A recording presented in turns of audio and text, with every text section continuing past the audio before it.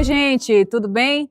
Tá começando mais um Conexão INTS, o nosso podcast. Aliás, hoje, o nosso videocast que fala de diversos assuntos: saúde, tecnologia, curiosidades, atualidades. Você que ainda não se inscreveu no nosso canal, que está chegando aqui pela primeira vez, seja bem-vindo, seja muito bem-vinda. Eu sou Taíque Carvalho, sou jornalista e tenho o maior orgulho de fazer parte do time do Instituto Nacional de Tecnologia e Saúde.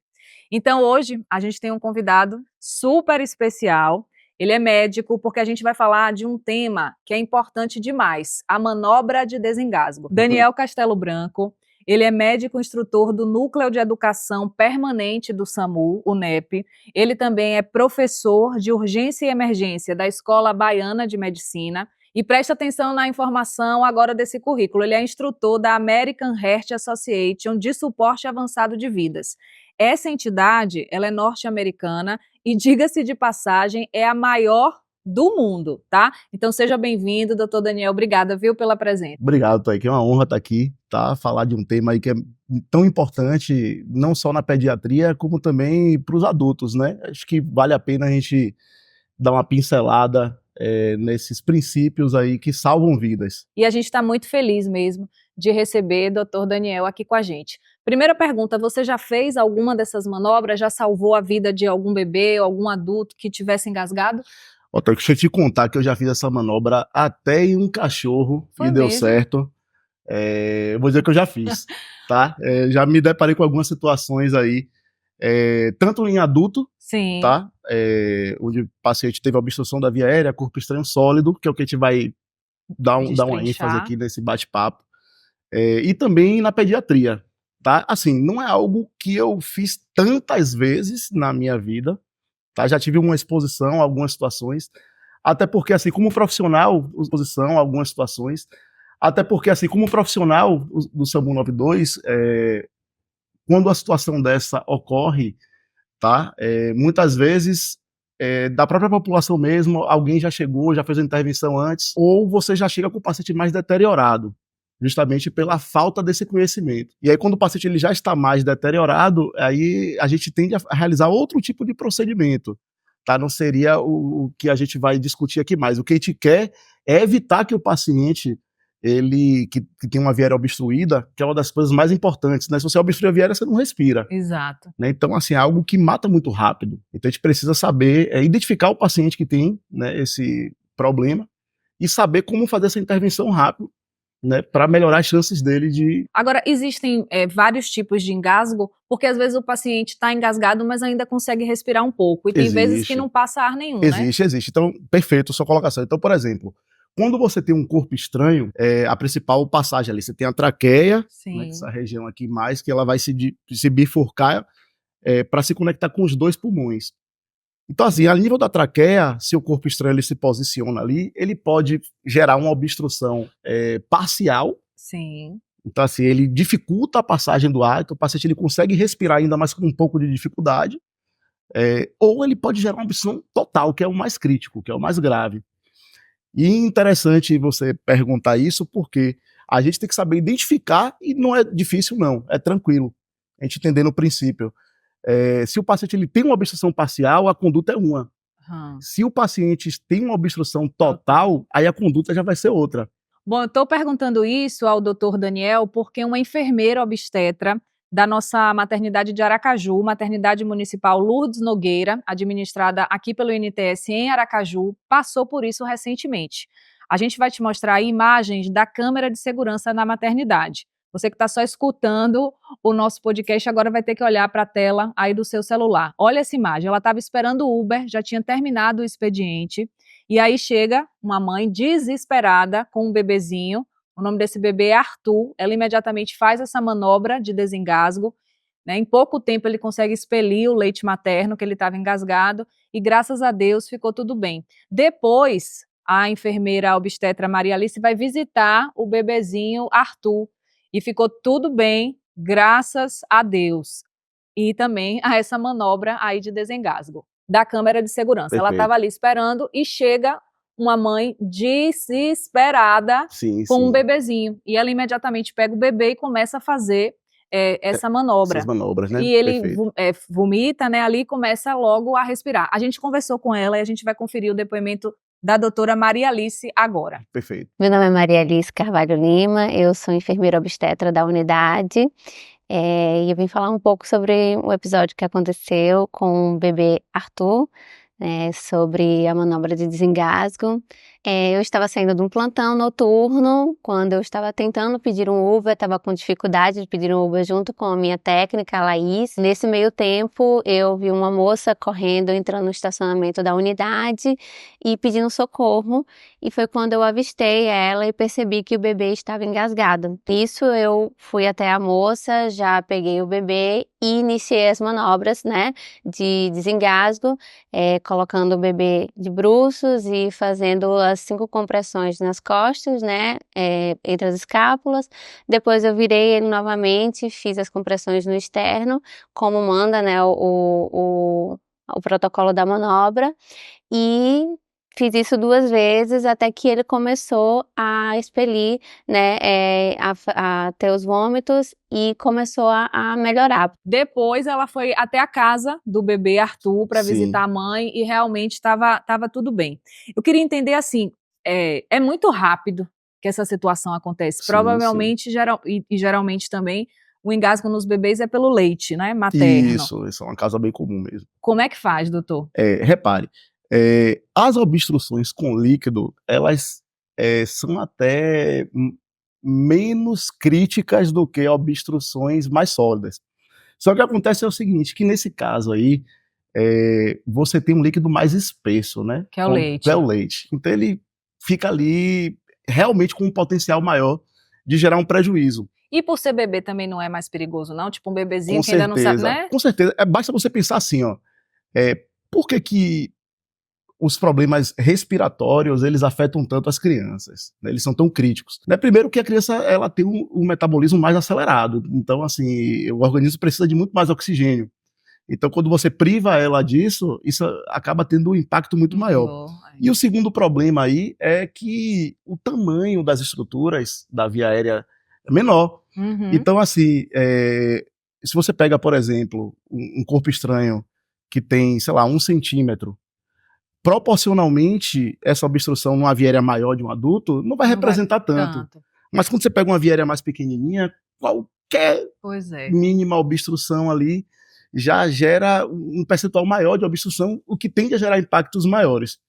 Então, nesse caso, né, até fazendo uma correlação, a primeira conduta que a gente deve ter com um paciente que você identifica que ele está engasgado, no adulto é o seguinte: geralmente, você vai encontrar um paciente, né, que vai estar ali apresentando sinais, né, de que está agitado. Ele pode inconscientemente levar a mão ao pescoço, às vezes, né, tem até um sinal que é descrito na literatura, que é o sinal universal da asfixia, que é algo que é muito comum a gente observar nos pacientes, mas assim, não quer dizer que todo paciente vai, mas a maioria necessariamente, mas muitos fazem. Faz, né, tipo... Exatamente, às vezes aponta para o pescoço e tal. E aí o que acontece? Quando essa obstrução ela é parcial, né, tem uma passagem de ar ali ainda na via aérea, dá para o paciente tossir. Perfeito. Essa é a ideia. Então, assim, a tosse é um mecanismo de proteção natural do organismo para expelir esse corpo estranho. Só que, tá aqui que interessante, que às vezes, contraintuitivamente, a pessoa ela tem a ideia de que ela vai colocar um pouco de líquido às vezes e não vai... Não é da água, não? Não, porque repare, porque existe a diferença entre duas coisas. Tem o paciente que está entalado e o paciente que está engasgado. Entalado é quando você tem ali um conteúdo, um bolo alimentar, alguma coisa... Que não é tão sólido. Não é tão sólido mesmo, mas que ele está no esôfago, no trato gastrointestinal. Mais para baixo. Ele está indo para o estômago, porque assim, aqui você tem 2 caminhos que o conteúdo que está na boca da pessoa, ela pode ser direcionada. Ela pode ir ou para a via aérea, sim, que aí vai vir o engasgo, ou ela pode ir como se estivesse se alimentando mesmo, vai para o esôfago para conectar com o estômago.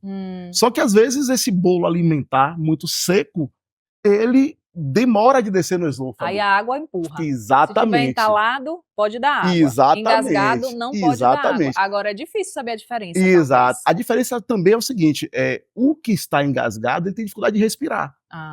O que está entalado, ele consegue respirar, mas ele tem dificuldade de deglutir. Entendi. Entende? Então esse que está entalado, vai ser difícil você ver ele assim, ó, fazendo sinal de asfixia. Ele tosse mais, será? Não, é porque ele não tem a ver com via aérea. Ele está em outro canal anatômico. Não está obstruindo nada da respiração. Da respiração, não. Mas está agoniado. Tá agoniado, ele fala, pô, não conseguindo deglutir direito, pronto. Isso aí água. E já na via aérea, eu não quero que a água vai fazer descer pro estômago. Na via aérea eu não quero botar água para descer pro pulmão. Pelo contrário, eu quero tirar. E aí a ideia é a tosse. E às vezes o paciente tem a ideia. Aí diminui a tosse, meu Deus. Exato. E aí quer deglutir, o que tem nada a ver uma coisa com a outra. Então a ideia, primeiro momento que a gente vai fazer é, a gente vai orientar que esse paciente... Tussa, meu amigo. Exatamente. Assim, bem... Exatamente. A tosse é o principal mecanismo. Agora, o que acontece? Uma vez que esse paciente ele está tentando tossir, e isso pode ser que resolva. Tá. Resolveu? Opa, que bom, resolvemos o problema. Agora, possa ser que aconteçam duas outras coisas aqui, que não são tão positivas. Possa ser que esse corpo estranho, ele que estava ali obstruindo parcialmente, ele se reposicione obstruindo totalmente. Vixe, Maria. E aí o paciente não consegue mais tossir. Ou esse paciente ele pode fadigar e não consegue mais tossir. E aí fica aqui uma dica, né, interessante. O que acontece? A nível de primeiros socorros, a maioria das coisas que a gente faz é simular o que o organismo já faria normalmente. Então, assim, não é tosse que o paciente precisa, ele não consegue mais tossir, o que é que eu vou fazer? Eu vou estimular uma tosse artificial. Como? Fazendo compressões no abdômen dele em J. A gente vai mostrar como é, em formato de uma letra J, para trás e para cima. Bom, agora a gente vai ver a demonstração da manobra de desengasgo em Catarina. Ela vai ser aqui a nossa voluntária. Por favor, doutor Daniel. Pronto, perfeito. Bom, gente, então a gente vai aqui agora adentrar num cenário onde Kátia, aqui, nossa manequim, ela obstruiu a via aérea por um corpo estranho, sólido ou um líquido mais espesso, né, um conteúdo alimentar, assim, por exemplo. E aí é importante que nesse momento a gente já solicite que alguém ligue para o SAMU 92, tá? Que a gente não sabe como é que vai ser esse desfecho. Então, você liga para o SAMU 92. Tá bom. Pronto. Então tá aí que já tá ligando ali. E aí o que eu vou fazer com essa paciente, tá? Eu vou pedir, estimular que ela tussa. Tente tossir, tussa mais, tussa. Ela tossindo, o que acontece? É um mecanismo já de defesa, de proteção da via aérea. Possa ser que já resolva. Não adiantou nada. O que é que faz? E pronto, se resolveu, ótimo, mas possa ser que não adiante. Uma vez que isso não gere um resultado positivo, aí tem duas possibilidades. Ou ela em algum momento vai fadigar e não vai mais conseguir estar tossindo, tá? Ou esse corpo estranho que antes estava parcial ali obstruindo, ele pode reposicionar e obstruir totalmente. Então nesse momento ela já não consegue mais tossir, tá? Então o que a gente vai fazer, né? Idealmente a gente tenta largar a base do paciente aqui para manter ele mais estável, tá? Porque ela pode rebaixar o nível de consciência e eventualmente cair, e evita que ela bata a cabeça. Posiciona aqui, ó, uma das pernas entre as pernas do paciente, tá? E a ideia é o seguinte, pessoal, a gente vai comprimir na região epigástrica, né, que é também chamado aí de forma mais popular como a boca do estômago. É justamente nessa parte que a gente vai fazer uma compressão como? A gente chama em J, que é para trás e para cima, para tentar gerar uma pressão que simule uma tosse. Então, uma das formas que a gente vê na literatura, o que é indicado, é você identificar o umbigo do paciente, tá? Cicatriz umbilical, coloca essa regiãozinha aqui da mão, ó, no umbigo e dá uma meia volta. E aí verifica, tá? Se tiver no osso, não é o adequado, é no abdômen mesmo, na boca do estômago. E aí a ideia aqui é o quê? É você fazer essas compressões em J, né? Para trás e para cima. Então você vai realizando essas compressões. Óbvio, eu não fiz com força aqui. Mas é com mais força. Para nossa manequim, mas é com força mesmo, tá? É fazer de forma que você gere uma pressão de modo que simule uma tosse e esse corpo estranho ele possa ser expelido, tá? Então essa aqui é a manobra que deve ser realizada. Se for uma criança maiorzinha, fica de joelho, faz a mesma manobra. Exatamente. Uma criança também mais intermediária, você poderia ficar de joelho, ajustar a altura e fazer a mesma manobra. O que eu não posso fazer? Eu não posso segurar ele aqui, ó, por estrutura mole, pelo pescoço. Porque senão eu vou, além de obstruir ainda mais a via aérea, provavelmente, tá? Eu ainda vou comprimir os vasos do pescoço, tá? Então, eu posso diminuir o fluxo sanguíneo para o cérebro, né? Gerar uma série de problemas. Até no adulto, se pega aqui, é ruim, né? É o enforcamento, né? A gente não deve enforcar ninguém, viu, gente? Tá. Então, qual é a ideia? A ideia é que eu vou segurar aqui, ó, na mandíbula, na parte óssea. Então, sempre eu seguro no osso, eu seguro na mandíbula, e quando eu for segurar aqui atrás, ó, eu seguro nesse ossinho aqui da parte de trás. Atrás das orelhas. Exato, né? Chamado de região occipital, mas o nome pouco importa. E aí tem que estar sempre estável, tá seguro. Então vamos lá, ó. Segurei aqui, ó, na minha região do antebraço. Com as pernas uma para cá, outra para cá, exato, para manter ele mais estável aqui, tá? Evitar que escorregue. Tô segurando pelo osso aqui da face, não é pelo pescoço, tá? Região de mandíbula. E aí qual é a ideia aqui, ó, gente? Eu vou aproveitar a gravidade, então angular um pouco mais para baixo, tá bom? Apoia na perna até. Apoiar na perna é interessante também, tá? Para gerar uma maior estabilidade no procedimento. E a gente vai realizar o quê, ó? 5 golpes com dorsais. Essa força toda aí mesmo. E por incrível que pareça, gente, esse é um momento que a gente tem que imprimir um pouco mais de força mesmo, porque pense assim, pode ser que machuque um pouco, mas a ideia aqui, pessoal, é o seguinte, se eu não desobstruir, a consequência disso é muito mais grave do que um eventual problema por você fazer um golpe com um pouquinho mais de força. Só mais uma vez, então. Então vamos lá aqui, ó. 1, 2, 3, 4, 5, certo? Fiz 5 vezes, o que é que eu vou fazer? Eu já seguro aqui no ossinho da região de trás da cabeça, né, que é a região occipital, e aí eu rotaciono, tá? Na mesma posição, vai ficar aproveitando a gravidade. Exatamente. E aí aqui, o que é que eu vou fazer, ó?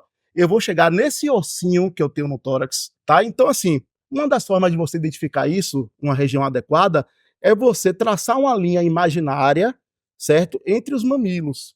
Aí no meio... Exatamente. Aí próximo ali ao meio dessa linha, o que é que você vai fazer? Bem no centro, com 2 dedinhos, você vai fazer o quê, ó? 1, 2, 3, 4, 5.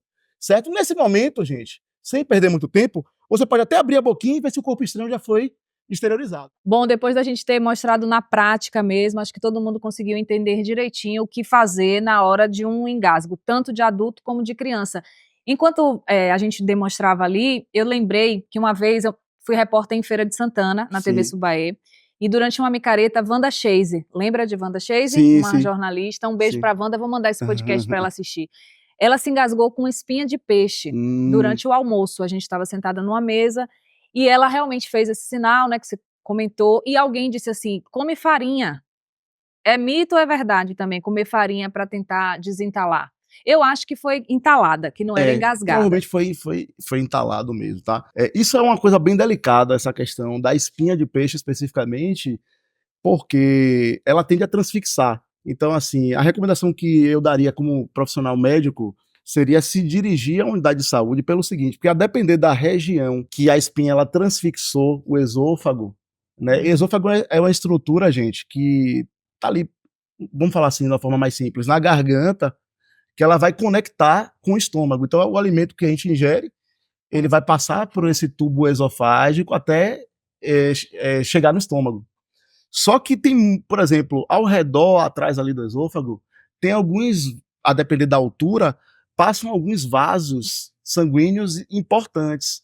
Então, quando a espinha de peixe ela transfixa o esôfago, ela pode também atingir algum vaso, a depender da altura. E aí, se você retira essa espinha de qualquer jeito, ela própria poderia estar o quê? Tamponando aquela lesão que ela causou no vaso. Então, às vezes, a depender da altura, o ideal é que essa abordagem ela seja feita num ambiente preparado, né, muitas vezes com endoscopia, né, por vídeo. Desceu naturalmente nesse momento. Desceu naturalmente, tá? Isso às vezes melhor... que intuitivamente as pessoas acabam ingerindo algum alimento para tirar o corpo estranho dali.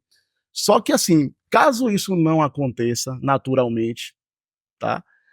Uma sugestão, uma orientação é realmente procurar unidade, porque pode ser uma coisa que não gere nenhuma repercussão grave, mas tem algum potencial ali de também gerar uma situação que ameace a vida do paciente, se pegar algum vaso importante.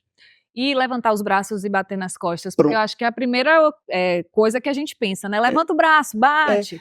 Agora, é interessante que é o seguinte, ó, essa manobra de golpes dorsais, né, ela é indicada também. Entendi. Tá? Então não está errado, né? O princípio é você estimular a tosse.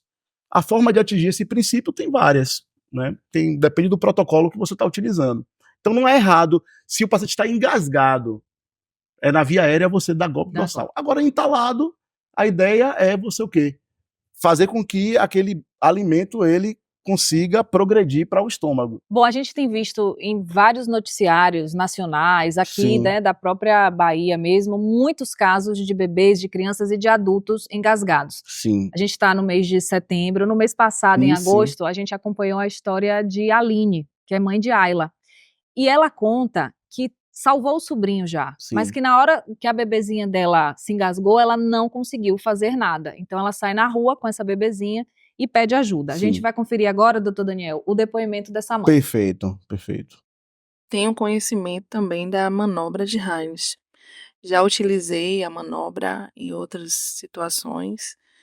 Em criança, foi inclusive meu sobrinho. Quando ele tinha 8 anos de idade, ele se engasgou com um pedaço de bala. Eu consegui fazer a manobra. Meu pai também já se engasgou em uma situação com a própria saliva, eu consegui fazer a manobra, mas da vez da minha filha, eu não consegui. Não consegui. Talvez seja um pouco de inexperiência para a idade, né? A idade dela, por ela ter menos de um mês de vida. Então, medo também, né? E insegurança. E aí eu precisei subir, que eu moro em uma avenida sem saída, subir e pedir socorro a quem pudesse me ajudar. E Deus foi certeiro naquele momento, enviou, né, a guarnição da Polícia Militar, prestaram socorro à minha filha. Sou eternamente grata a eles por ter salvado a vida da minha filha.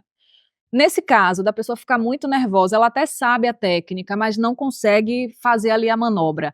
Imediatamente precisa se pedir ajuda. Precisa, pedir ajuda é uma das medidas primordiais, tá? Até ressaltando aqui a importância de você ligar para o SAMU 92, tá? Numa situação dessa. Então não necessariamente precisa ser você a ligar para o SAMU 92, mas é interessante que você delegue essa função. E é importante, é algo que a gente fala, endossa isso muito nos cursos, que você, ao pedir ajuda, que você direcione para uma pessoa específica. Então, assim, você vai ver alguém, vai olhar nos olhos dela e falar assim, ó, você, apontar para ela, certo? Ligue para o SAMU 192, é importante dizer também, verbalizar 192, que às vezes as pessoas não sabem qual é o número, e você precisa fazer esse pedido, né? Explica a situação. Tem um paciente aqui que está engasgado, por exemplo. Quanto tempo demora? Do momento do engasgo até a parada respiratória, em média? Isso aí, existe uma variação, né, a depender das condições clínicas do paciente. Porque tem paciente que tolera um pouco mais, né, por exemplo, até você pegar uma pessoa bem treinada e ficar em apneia, um mergulhador, por exemplo, ele consegue ficar muito mais tempo. Mas em média é rápido. Em média é rápido. Então, por exemplo, eu diria aí que 3 a 4 minutos. E depois vai ficando roxa, né? Exatamente. Então, antes disso, o que é que acontece?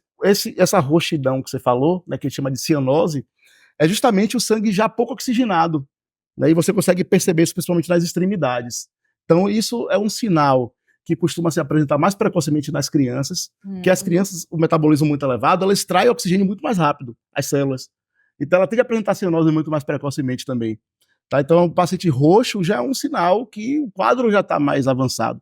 Né? E essa é uma preocupação do INTS também. Perfeito. A gente tem a preocupação de conscientizar as pessoas, as que estão ali esperando, que estão com outros pacientes, mas estão ali na sala de espera. Exato. E a gente conversou sobre esse assunto também com a Andresa. Ela é da UPA de Suzano. Ela falou exatamente sobre essa semana de conscientização. Bora ouvir. Bora lá. Eu sou a enfermeira responsável pelo NEB aqui na UPA André de Abreu, mais conhecida como UPA Suzano.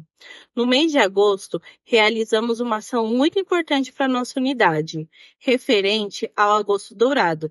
Falamos sobre o aleitamento materno e a manobra de desengasgo. O intuito dessa capacitação foi informar a importância do aleitamento materno, como prevenir a broncoaspiração e a manobra de desengasgo se houver alguma intercorrência. O público-alvo dessa ação foi principalmente a população que aguardava atendimento em nossa recepção e toda a equipe NTS. e mostrar para eles que informação salva vidas. A gente conversou antes de começar o nosso videocast de hoje, o Conexão NTS, sobre a importância dos primeiros socorros. Sim. De uma forma geral. A gente não vê na escola, a gente não vê na faculdade. Perfeito. E a gente precisa que isso seja propagado e divulgado com mais normalidade, que esteja presente na vida, porque isso realmente pode salvar vidas, né, doutor? Pode sim, né? Uma vida não tem preço, né? Então, assim, o melhor que a gente pode fazer, né, é prevenção, tá? Então, o ideal é que, até mesmo, além dos primeiros socorros, sejam ensinadas medidas, né, educativas, por exemplo, o brinquedo adequado para determinada faixa etária, né? Então, na criança, você evitar determinados tipos de objetos que possam vir a obstruir a via aérea dela, né, dependendo da faixa etária. Então, isso é uma das coisas mais fundamentais que tem. Só que a gente precisa também capacitar a nossa população para prestar aquele atendimento inicial. Né? E aí, por exemplo, eu queria trazer um dado aqui que é interessante que ensina na literatura, que, por exemplo, o paciente que tem uma parada cardiorrespiratória, né, que o coração ele não está ejetando sangue de maneira adequada. Né? Então, o paciente, as células começam a progressivamente sofrerem com a falta de sangue com oxigênio, e a tendência é essas células irem morrendo e danos irreversíveis serem gerados até que o paciente vá a óbito se nada for feito para reverter isso. E é interessante que, por exemplo, Taiki, um paciente que tem uma parada cardiorrespiratória, a gente tem um dado na literatura que, assim, a cada 1 minuto que esse paciente passa sem receber a reanimação cardiopulmonar, que são as compressões torácicas, né, o principal, esse paciente ele diminui uma média aí de 7 a 10% de chance de sobrevida. Imagina. Então, se a gente pegar assim, uma visão um pouco mais pessimista desse dado, né, cada 1 minuto você perde 10% de chance de sobreviver, em 10 minutos, basicamente, você esgotou a probabilidade de sobrevida desse paciente. Então, assim, por mais que você tenha um serviço de atendimento pré-hospitalar de qualidade, como é o SAMU, e a gente tem um bom tempo-resposta, né, mas é inviável muitas vezes você chegar tão rápido. Então, assim, a maior chance que um paciente ele tem, que ele passa por uma situação dessa, é ter alguém ao lado dela que seja capacitado em atendimento de primeiros socorros, né? Que é o atendimento que deve ser realizado o mais precocemente possível até a chegada do serviço especializado. O SAMU disponibiliza esse serviço assim, para a população em geral, alguém que está assistindo a gente agora? Ficou com vontade de aprender, como é que faz? Disponibiliza, assim, ó, eu inclusive faço parte aqui do Núcleo de Educação Permanente, aqui do NEP, tá, do SAMU de Salvador. A gente tem alguns programas, tá, como SAMU nas escolas, por exemplo, onde a gente capacita, tá, a população que não é da área de saúde. Eu vou aproveitar aqui, não sei se pode, tá? Pode, fique à vontade. Fazer um merchan o estímulo aqui. É para esse mesmo. Mas é no intuito de gerar valor aí na vida das pessoas, tá? Pode ficar à vontade. Isso aí é a parte do SAMU 92, tá? É um canal nas redes sociais, que é o Instituto Brasileiro de APH. Repita, tá? Por favor, doutor. Instituto Brasileiro de APH, né? IBRAP-PH. Sim. Né? Que APH é atendimento pré-hospitalar, onde a gente produz muito conteúdo gratuito, inclusive, tá? A nível de primeiros socorros para a população. Então, por exemplo, se você colocar no YouTube, Instituto Brasileiro de APH, com certeza você vai ter acesso lá a conteúdos de atendimento ao paciente em parada cardiorrespiratória, ao paciente com engasgo, tá? Isso aí a gente tem outras plataformas também, né, eventualmente pagas, etc., mas a gente faz questão desse tipo de conteúdo a gente fornecer gratuitamente para a população. Tá? Bom, ao longo da nossa conversa vieram vindo algumas dúvidas, inclusive durante a demonstração. Se for uma gestante, como é que faz essa manobra? Perfeito. Boa colocação. O que acontece? Se for uma gestante, útero gravídico, né, ele já tiver mais evoluído, mais alto, né, o que acontece? Você não vai poder realizar essa compressão nessa região, que você pode gerar lesões ao feto, até mesmo um abortamento pode acontecer, tá, por trauma. Então, aí a ideia é fazer uma adaptação desse procedimento. A de compressão abdominal se tornará uma compressão na região do tórax. Mais pra cima. Mais pra cima, nesse osso aqui que a gente tem, o externo, que chama, né? Bota a mão aqui e faz o mesmo movimento. O mesmo movimento. Tá bom. Tá? E se for uma pessoa que usa cadeira de rodas? Pronto, se for uma pessoa que usa cadeira de rodas, você pode adaptar a sua altura. Você fica abaixado exatamente, assim como uma criança, né? Assim, você tem um bebezinho, que, como vocês viram aí na manobra que a gente mostrou, você consegue... Até quando cabe aqui no antebraço ainda exatamente. é essa. Cresceu mais do antebraço. Aí você pode ajustar. Como eu falo, assim, ó, existe o princípio, que é você simular uma tosse, e existe a forma de você atingir aquele princípio, que pode ser ajustada. Doutor Daniel, eu queria que você trouxesse dicas agora, assim, de como evitar o engasgo. Por exemplo, não comer deitado, porque tem gente que ainda tem o hábito, Exato. né? Isso também Com certeza. ajuda a engasgar, não ajuda? Ajuda. Outra coisa que é interessante aqui, a gente evitar fazer múltiplas funções durante a alimentação, né? Porque às vezes você perde o foco na alimentação, tá conversando e tal, e aí é nesse momento que você, sem querer, engasga. Às vezes nem vê o tamanho do alimento, não vê o tamanho do alimento, não mastigou direito. Então, ficar no celular, questões. assistindo, conversando, tem que prestar atenção naquela hora ali de comer. Perfeito. E, sobretudo, tomar cuidado com aqueles pacientes de risco, né? Por exemplo, o paciente que tem um passado de um AVC, né? Que ele já tem um grau de disfagia, dificuldade para deglutir. Então, esse é um perfil. Os idosos, os idosos, né? Às vezes tem esse tipo de problema. Tem que ficar muito atento, né? Às vezes se engasgam até com a saliva, né, doutor? Exatamente. Doutor Daniel, eu queria que você trouxesse para a gente informações sobre a Lei Lucas, que poucas pessoas sabem, mas já existe, né? Já foi aprovada, só que ela ainda não é muito praticada. Exatamente. A Lei Lucas foi uma iniciativa assim louvável, tá? Que foi realizada aí pelos pais de um garotinho que se chamava Lucas, né? Que infelizmente faleceu vítima de um engasgo, tá? Numa excursão do colégio.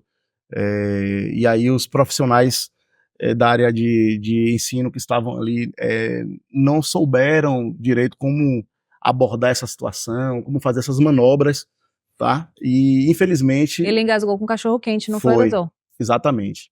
E aí infelizmente teve esse desfecho negativo, né? Então, ele não é o único, tá? Infelizmente a gente tem relatos, muito mais do que a gente gostaria de ouvir aí, de mortes que seriam totalmente evitáveis. Esse, assim, eu acho que a única coisa mais trágica que a morte é uma morte que poderia ter sido evitada. Exatamente. Né? Então, isso é algo que seria facilmente corrigido, né, com a educação de primeiros socorros.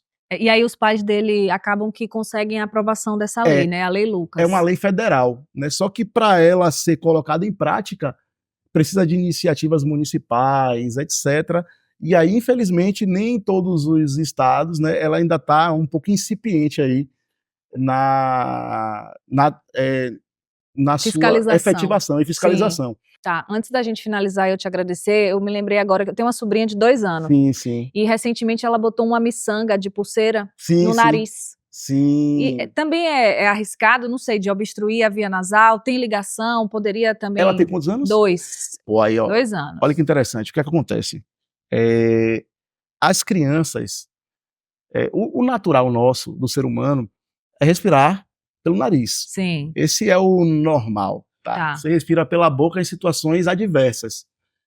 Respirar pela boca é algo que essa habilidade ela é desenvolvida ao decorrer da maturidade neurológica. Então, crianças menores, né, até 2 anos aí principalmente, elas têm uma respiração predominantemente nasal. Elas têm dificuldade de respirar pela boca, né, que exige uma técnica. Uma técnica cerebral, vamos falar assim. Tá? Então, não é tão simples respirar pela boca. Para a gente hoje é normal, né, na nossa idade. Sim. Mas até 2 anos, o desenvolvimento neurológico ainda gera algum grau de dificuldade para respirar pela boca. Então, isso se torna ainda mais crítico, porque a respiração em crianças menores é predominantemente nasal. Entende? Então, isso e aí gera um problema, que qual é, por exemplo? Talvez você veja uma indicação de alguém que obstruiu a parte nasal, né, e você não consegue tirar aquilo ali, pedir para o paciente respirar pela boca. Mas na criança isso vai ser mais complicado. Né? Então, assim, evitar ao máximo, inclusive, ocluir a outra narina. Sim, mas minha irmã levou para o hospital, tirou direitinho, né? Tirou. Mas é difícil porque ela também não sabe fazer o movimento. Exatamente. Né? E até para você orientar, ela tem entendimento do comando de... É difícil. Mas ela logo falou, agora Uma outra, eu atendia o público na minha adolescência, trabalhava no saque, e chegou um menino lá com a mãe, e a gente percebeu que tinha alguma coisa estranha nele, levamos na enfermaria, ele tinha botado um feijão no nariz, e já estava germinando. Imagina, ele não disse nada, provavelmente, e aí já estava germinando, e aí também a gente conseguiu tirar. Então, são outras questões que também precisariam, né, de primeiros socorros. Exato. Doutor Daniel Castelo Branco, obrigada pela presença, pelas explicações detalhadas, pela linguagem simples, acessível. Muito obrigada mesmo, viu? Considerações finais, por favor. Foi uma honra, obrigado. Então, gostaria de agradecer, né, em primeiro lugar, ao INTS, né, que é o Instituto Nacional de Tecnologia em Saúde, tá, por essa iniciativa. Eu sou uma pessoa, não vou nem me colocar como profissional, apaixonado por emergência, né, apaixonado pelo ensino de emergência, pelos primeiros socorros, né, eu acho que é uma grande forma de a gente gerar um valor na sociedade, tá? Então a gente precisa entender que cada paciente que sofre algum tipo de problema, né, é um familiar de alguém, é o amor da vida de alguém. Então acho que a melhor forma da gente contribuir, né, eu pessoalmente aqui como médico, a forma mais eficiente mesmo de eu conseguir contribuir para a sociedade, além dos meus atendimentos, eu gerando multiplicadores, tá? Propagando esse conhecimento que é tão importante, né? E contem comigo para o que precisar. E a gente pode multiplicar esse conhecimento, doutor Daniel, compartilhando esse podcast aqui do INTS. Compartilha com amigos, com vizinhos, com a família, se inscreve no nosso canal, curte, e a gente se vê em breve com mais conteúdo. Gostei muito de estar com vocês aqui no Conexão INTS. Beijo, até a próxima. Tchau, doutor. Tchau, obrigado.